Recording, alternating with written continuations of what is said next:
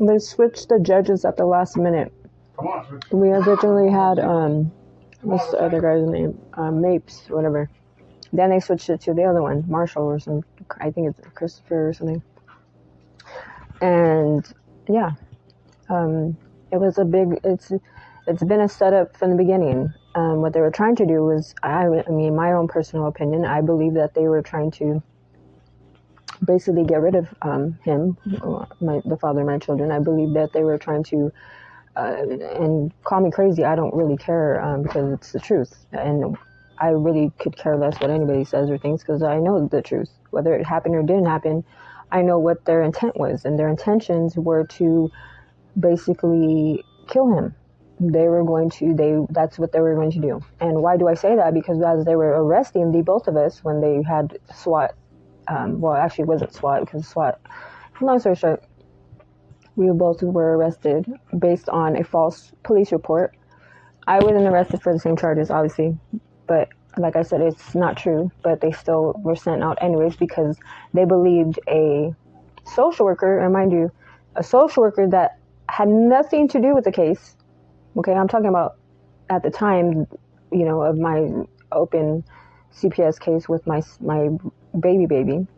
How, I mean, I'm not going to even ask that question, but the actual person who initiated all this craziness and started this ridiculous lie was and I actually can say he is a social worker because I actually looked up his info and I verified, yes, he is.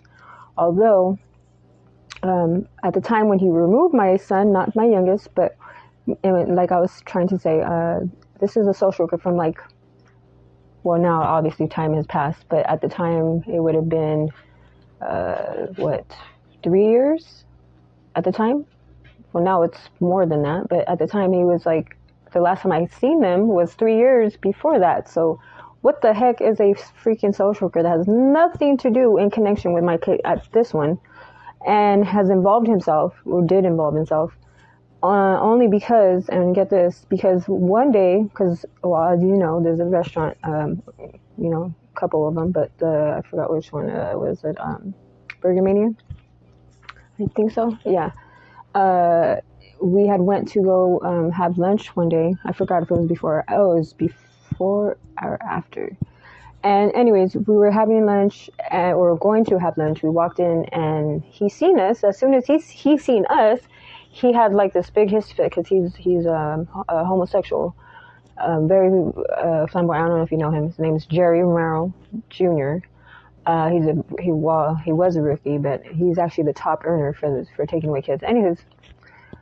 Jerry Romero sure did remember me, and honestly, I probably wouldn't have even remembered him, but it wasn't until I seen him and the way he was acting, we didn't say anything until he walked out.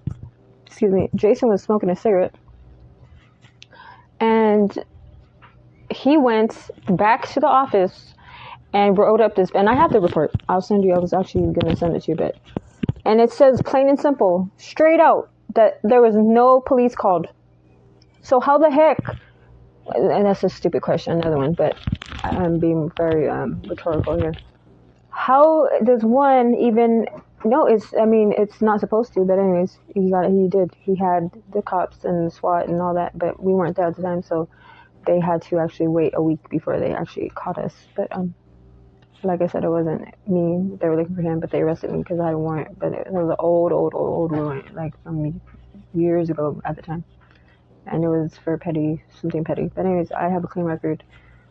And the only reason why they can pin anything on him is why they do get away with the stuff they get away with is because he is a felon. So everything, looks bad because of his background. But he always works. He works in construction. He's always had a good job. He's been off of parole. He was off parole at the time when that happened in 2020. He was off of parole for years, at least 5+ years. And then now, obviously, he got out of prison. Well, because he went to jail and then he got transferred to prison. Anyways, just to let you know. So you understand this is the truth. You're not hearing it from one of your whistleblowers. Because